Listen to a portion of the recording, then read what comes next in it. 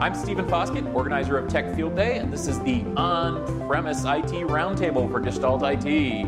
We are here in Boulder, Colorado at the offices of NetApp SolidFire for Storage Field Day 13.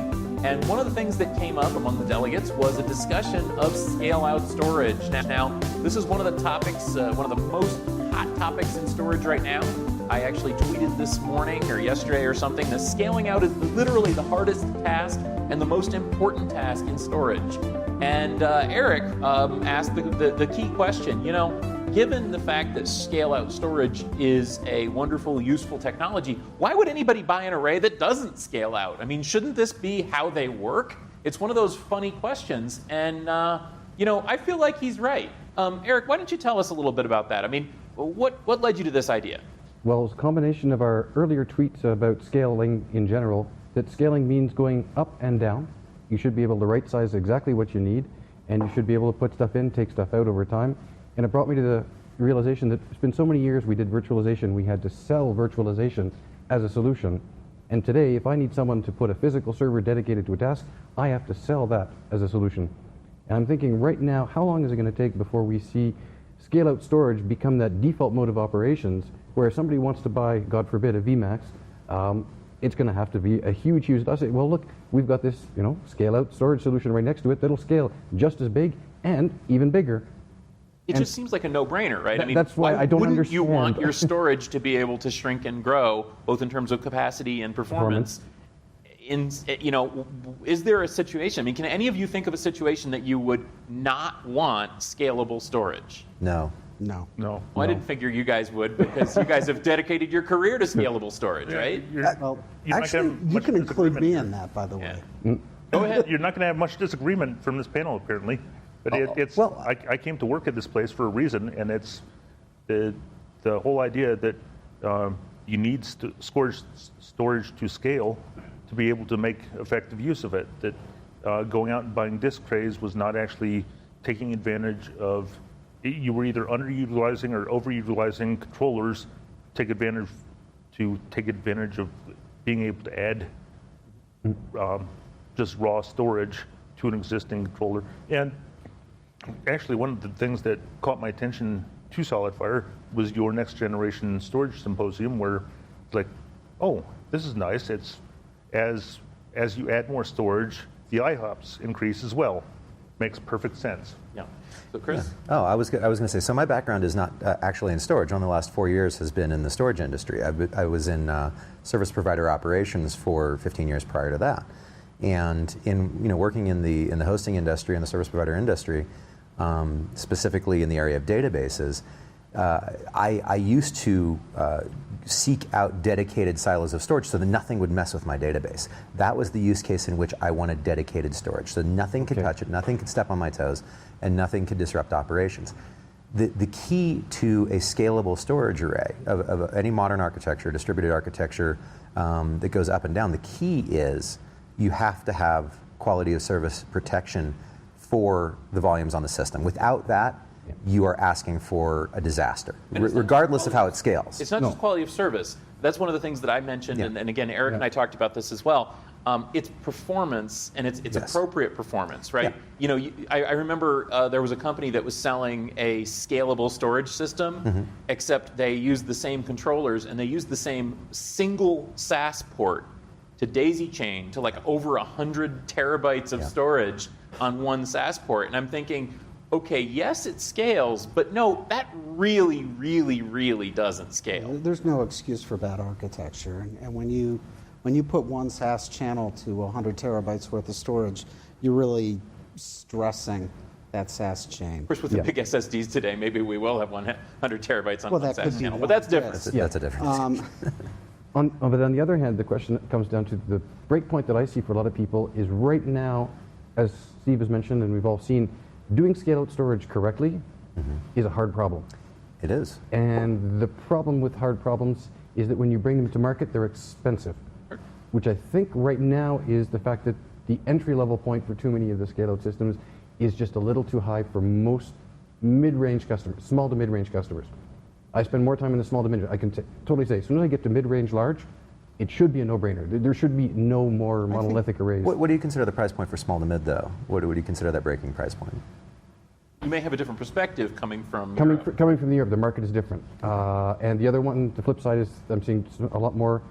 The key component I'm looking at is two things here. Scale up coupled with dual site high availability. So site aware, scale out. Those are the key factors that I keep coming back to every single time, that I want it to be continually available, and I want to be able to have dual site for true split stretch clusters. We were having a conversation in the limo on the way over here. I think it was led by Alex, and ultimately the conversation says, okay, what do you want? The customer answers, I want 0 RPO RTO. I want high IO, I want scalability, I want. Yep. And Alex puts together a quote for that customer, and he says, okay, so now let's step it back. Yeah. Quality costs.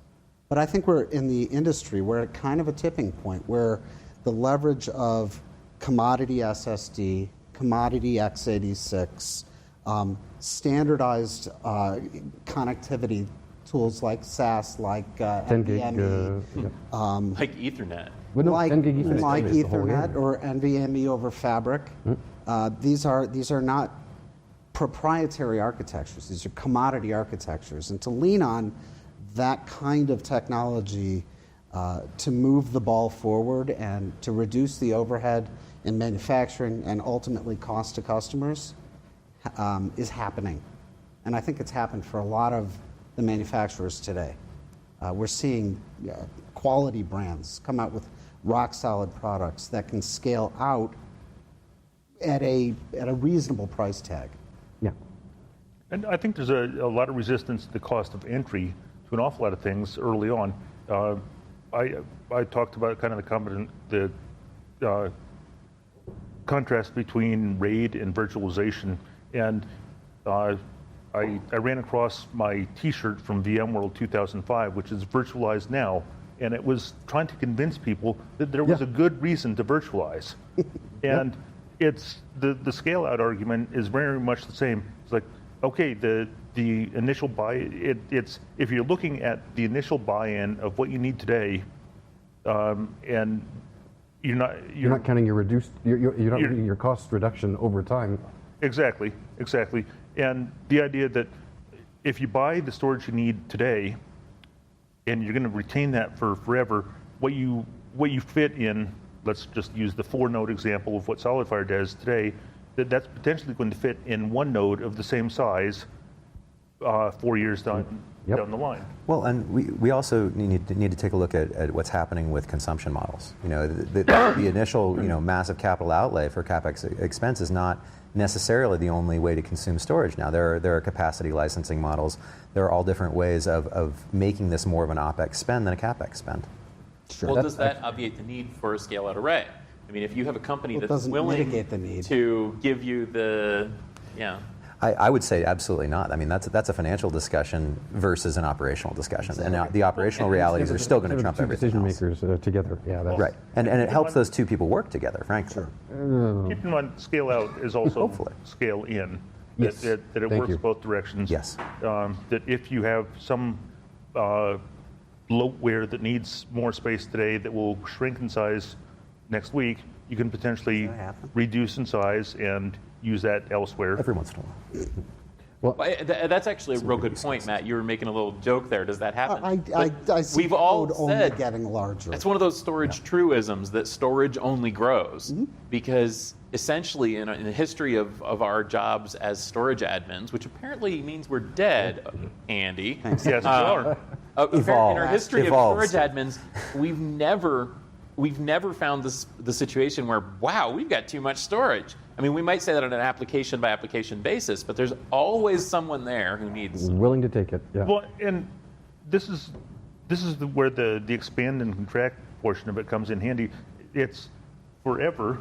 Chris and I see email from various organizations saying, "Can you spare 5 clusters for this weekend for us to do something so we can actually do this?" And they almost always get their 5 nodes. I'm sorry, can you spare 5 nodes for a cluster this weekend so we can do this one thing? And they almost always get the request, and the nodes go back to where they were originally used elsewhere. And it's the nature of scale-out storage where it's like, yeah, we're at a capacity in our cluster right now where, yes, you can have a node for a weekend. So do you think that the reason that storage only grows is because storage only could grow? Well, of course, that's quite possibly. It's like a ratcheting thing. yes. It's like a ratchet. Yeah. So yes and no. So the advent of larger word widths in software has made a huge difference. The size of software has grown incredibly, and an awful lot of that is the instruction size and the address size has grown.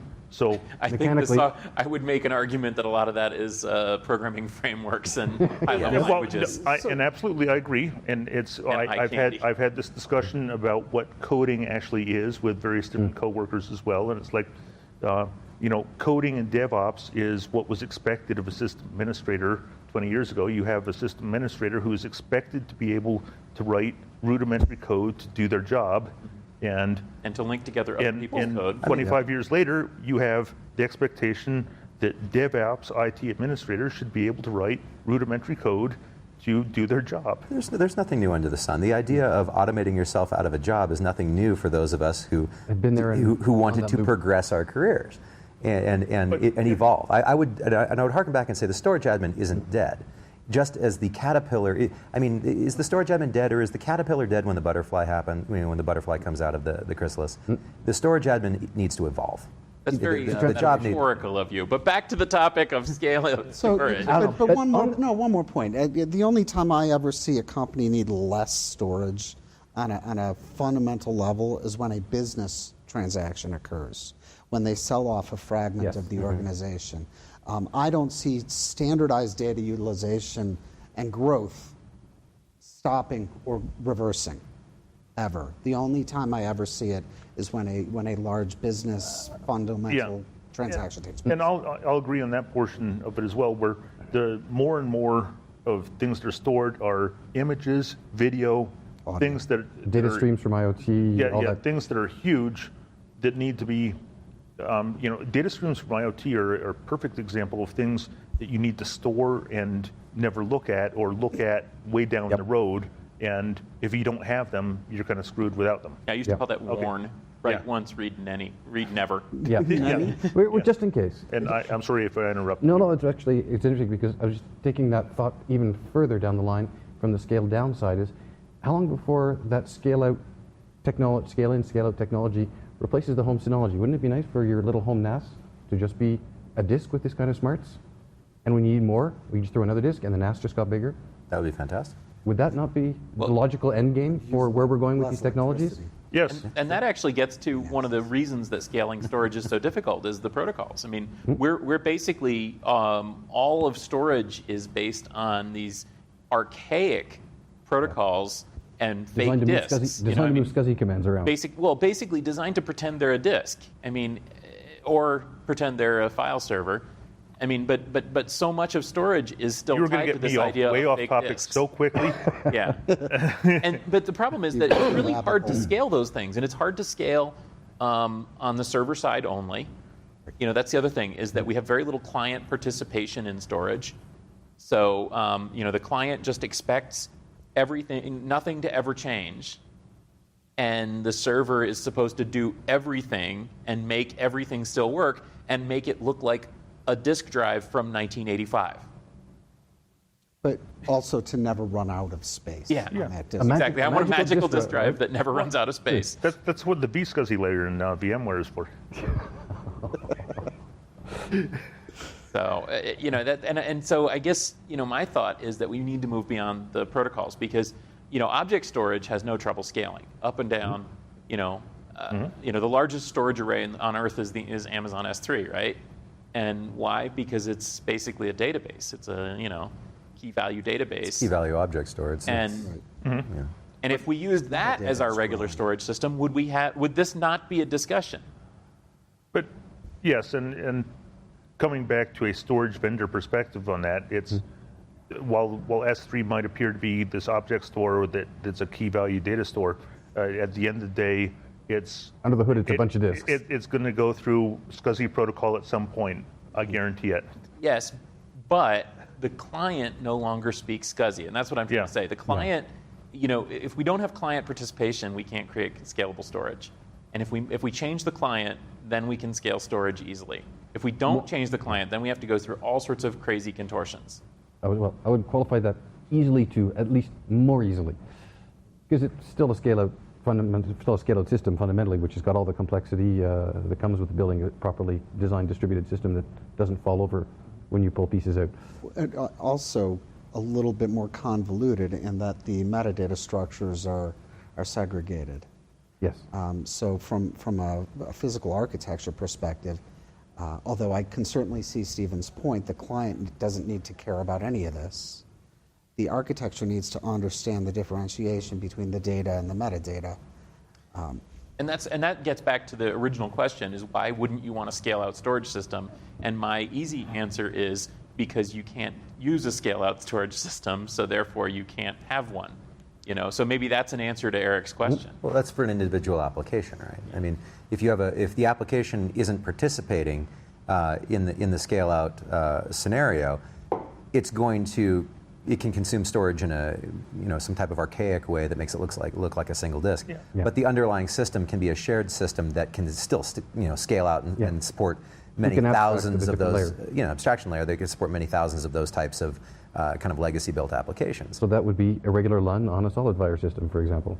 Yeah, it could be a single volume, but Right, it ties into the virtualization analogy again, where it's virtualization works at scale in the aggregate, and scale-out storage systems work with storage in the aggregate. If you only talk about a single workload, you go back to your silo sitting in the corner. If you talk about aggregating workloads, that's where your scale-out becomes interesting and important. And going back to the participation question of the client, I mean, if you're dealing with an application that has been written into a service-oriented architecture, then you don't have to deal with disks. You can say, okay, my application is going to talk to a database, and that database happens to be an object store, key-value object store. And that's how it presents. So you bypass the instructional layer that goes through the hardware and everything. You're just making a service call to a database at that point.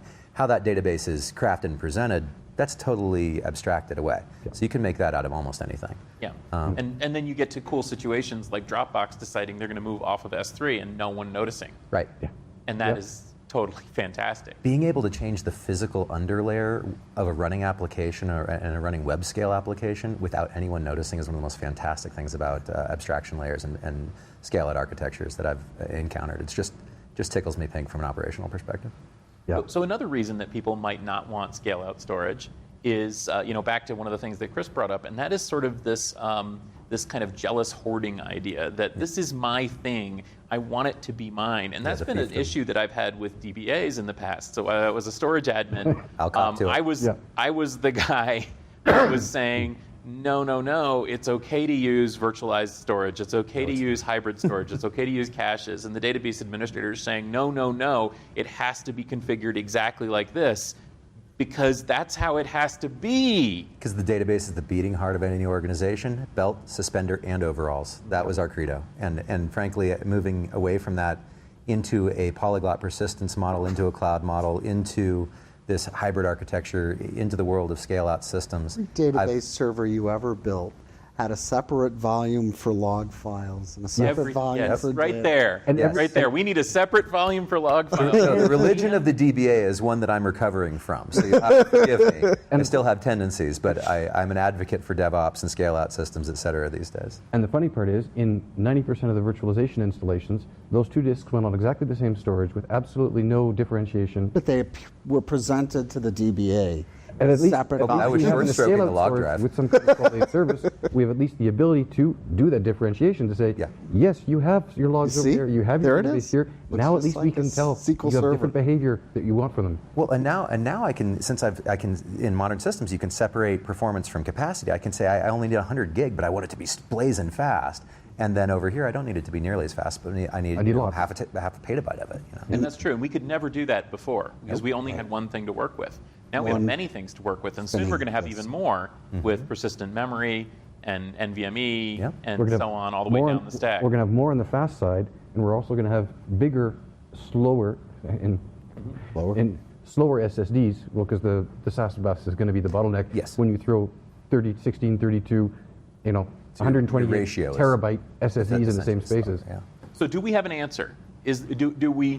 Why would you ever not want a scalable storage system? So in today's world, the answer is no. In yesterday's world, there would never be a reason not to have a scale. In the next generation Yesterday's data world, the centers. answer was yes, but some people are still the living in yesterday's differentiation- world. Well, that's exactly Very true. long tail of adoption.